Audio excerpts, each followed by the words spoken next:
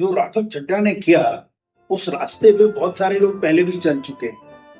They entered the BJP's washing machine and emerged with fresh set of clothes, suddenly praising Mr. Modi. एक red कहीं डलवा दी, कहीं से कुछ इन्वेस्टिगेशन शुरू करवा दिया और पॉलिटिकल लॉयल्टीज चेंज हो जाती. अब what some call the misuse of institutions, surprisingly much of the public does not seem to be disturbed. उनसे कोई फर्क नहीं पड़ रहा जनता. In fact, many not only are voting with enthusiasm for Mr. Modi, but they are also appreciating कि इसकी planning 2 साल से चल रही थी. बड़े शान से बोलते हैं.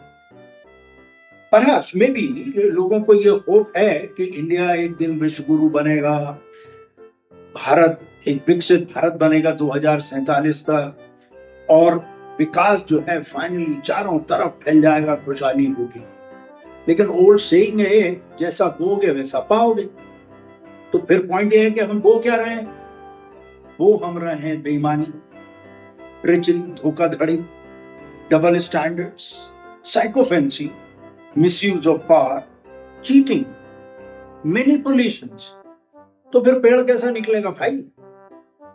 Some will defend कि ये तो कृष्ण नीति है, a larger strategy to defeat the cruel corrupts.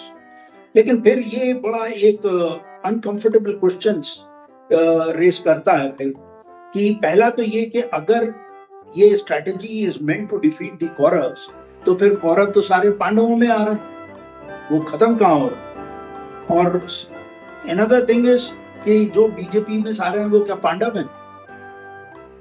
Second, जो हम ऑर्डिनरी लोग कहते हैं, जिसको हम डिस्क्राइब करते हैं कि कनिंगनेस है, श्रूडनेस है, बेईमानी है, झूठ बोलना है, मैनिपुलेशन है, धोखाधड़ी है, तो सेम टैक्टिक्स तो वो दुर्योधन भी अपना रहा था.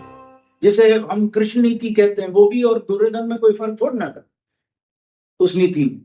सो हु डिसाइड्स कि कौन सी टैक्टिक्स जो धोखाधड़ी है और कौन सी बेईमानी डिवाइन है, वो बड़ा मुश्किल है. क्योंकि